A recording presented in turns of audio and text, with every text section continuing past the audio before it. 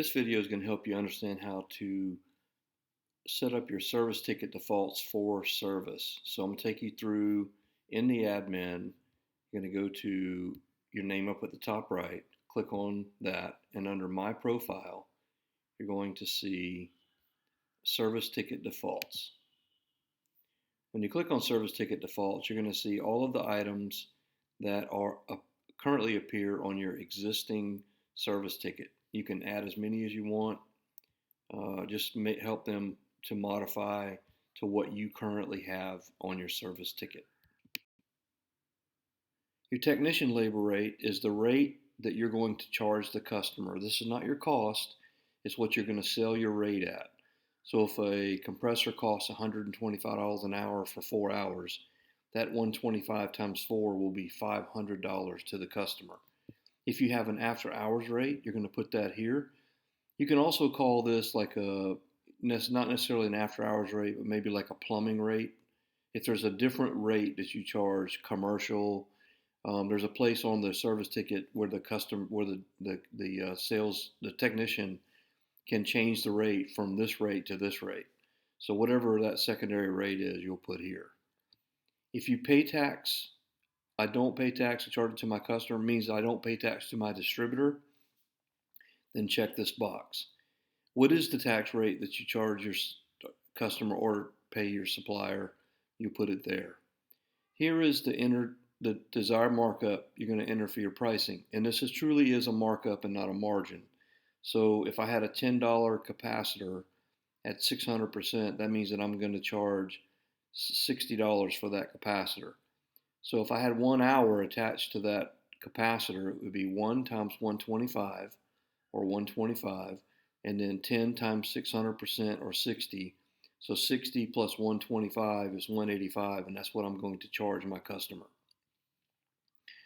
Then if you provide a maintenance discount for your customer, you're going to enter that here. And then the way that it works is it'll say 15% is our discount for maintenance customers. Our plan includes blah, blah, blah. So whatever that is, but make sure this is a continued sentence from 15% or 10%.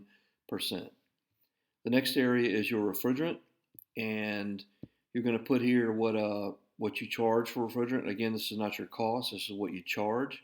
So let's say it's $100 for the first pound. Some dealers will charge more for the first pound and then less for the second pound.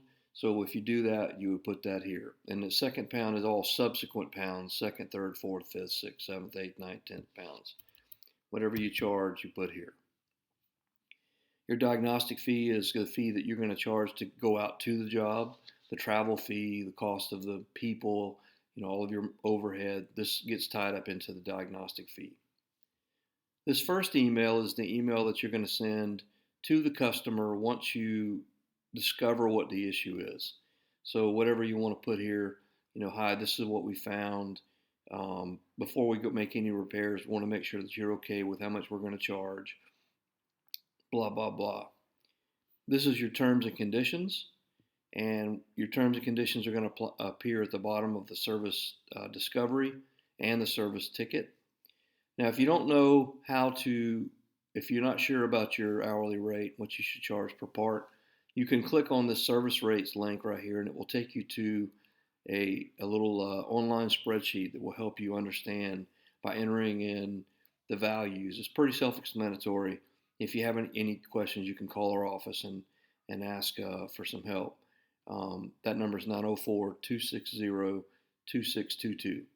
Now finally, now that we set our defaults and we obviously want to click Save. Anytime you make a change to the program, click Save. But I want to show you kind of how it works with a part. When you look at parts, under the Parts tab, look at the list of parts. Anytime we have up here a white box, we can type in something we want to see. So this is a virtual intuitive flat rate, and that it changes as you change your price. So let's look at a 3.5 to 4 ton compressor. Now keep in mind the customer doesn't know what a compressor looks like. So as long as you use the category that we provided, then it's going to pull in a description and an image of a part of a compressor.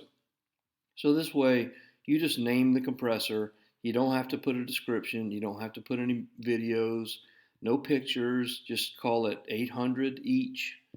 And then time is primary and time is secondary.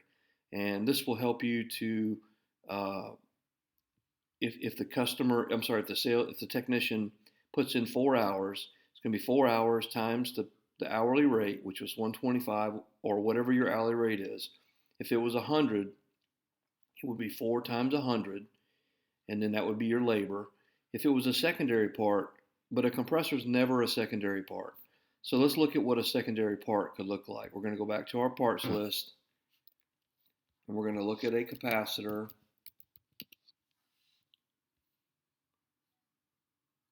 And we'll see our capacitor here. And you'll notice there's no image, there's no description, but we've called it capacitor round. This applies the image and the description we have in lexicon for a capacitor. Look, you'll see have 1 hour as primary and 0.1 hours as secondary. Because if I put in a capacitor with a compressor, I don't need a whole hour. I just need 1/10 of an hour. So in this case, a $10 part, if you remember we were marking up 600%, so it would be 60 would be the cost of the part, and then 0.1 would be the hours to do the job. So 0.1 of 125 is $12.50. So this part would sell for 60 plus 12.50 or 72.50.